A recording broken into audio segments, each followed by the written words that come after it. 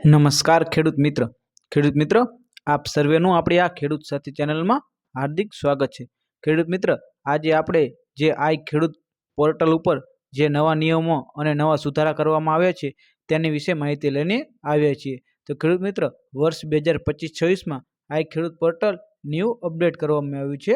તેની અંદર થોડા ઘણા સુધારા કરવામાં આવ્યા છે।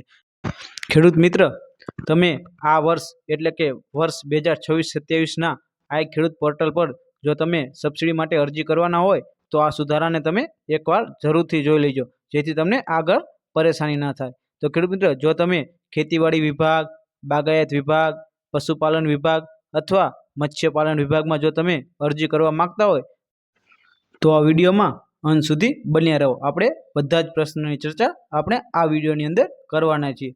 જો પ્રશ્નની વાત કરીએ તો કે ખેડૂત મિત્ર આ ખેડૂત પોર્ટલ પર નવા નિયમો આવ્યા છે। જો તેની વાત કરીએ તો કે આગળ હવે સબસિડી માટે અરજી કરવા માટે આધાર કાર્ડ સાથે મોબાઈલ નંબર લિંક ફરજિયાત છે। અરજી કરવાની શરૂઆત ક્યારે થવાની છે, આધાર કાર્ડ સાથે મોબાઈલ નંબર કઈ રીતે લિંક કરવો, આધાર કાર્ડ સાથે મોબાઈલ નંબર લિંક કરવા માટે કઈ જગ્યાએ જવું જોઈએ કે જેથી મોબાઈલ નંબર લિંક થઈ જાય, તેની તમામ માહિતીને આ વિડીયો આપણે લઈને આવ્યા છીએ।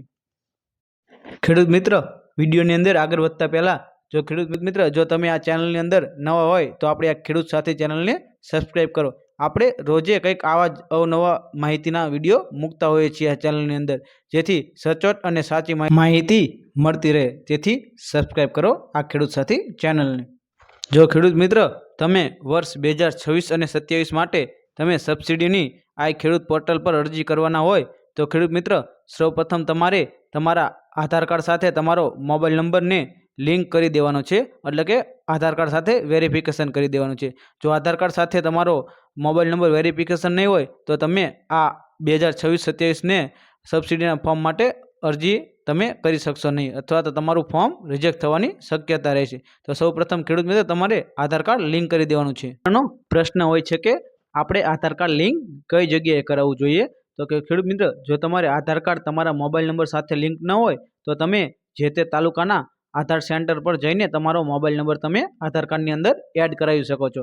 આ આધાર કાર્ડની અંદર તમે મોબાઈલ નંબર એડ કરાવ્યા બાદ તમે 3 થી 4 દિવસ પછી તમારા મોબાઈલ નંબર આધાર કાર્ડની અંદર લિંક થઈ જતો હોય છે। જે ખેડૂત મિત્રને આધાર કાર્ડ સાથે મોબાઈલ નંબર લિંક કરાવવાનો બાકી હોય તે વહેલી તકે આધાર કાર્ડ સાથે મોબાઈલ નંબર લિંક કરાવી દો, જેથી તમારે આ પ્રક્રિયાની અંદર ઘણા દિવસો પણ લાગતા હોય છે, જેથી તમને અરજી કરતી વખતે કોઈ સમસ્યા ન થાય, જેથી આ જલ્દીથી કરાવી દેવું। ખેડૂત મિત્ર આ મોબાઈલ નંબર લિંક તાલુકામાં પણ થઈ જતો હોય છે।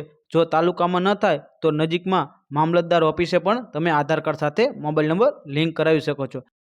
ઘણા મિત્રોનો પ્રશ્ન હોય છે કે આ વર્ષે સબસિડીના ફોર્મની અરજીની શરૂઆત ક્યારે થવાની છે, તો આ વર્ષે દર વર્ષની જેમ ચોથા મહિનાની એન્ડની અંદર આપણે સબસિડીના ફોર્મની શરૂઆત થવાની છે। જો ખેડૂત મિત્ર માહિતી સારી લાગી હોય તો આપણે આ ખેડૂત સાથી ચેનલને સબસ્ક્રાઈબ કરવાનું ચૂકશો નહીં। જો તમારા કોઈ ખેડૂત સાથી સુધી આ વિડીયો ન પહોંચ્યો હોય તો આ વિડીયોને શેર કરો, જેથી તેમને પણ માહિતી મળે અને આધાર કાર્ડ વેરિફિકેશન જલ્દીથી કરાવી દે, જેથી અરજી કરતી વખતે કોઈ સમસ્યા ન હોય। તો ખેડૂત મિત્રો આ વિડીયોને શેર કરો, લાઇક કરો, અને જો તમારે કોઈ પ્રશ્ન હોય તો આ વિડીયોની નીચે કમેન્ટ કરો, આપણે જરૂરથી તેના વિશે વિડીયો બનાવીશું।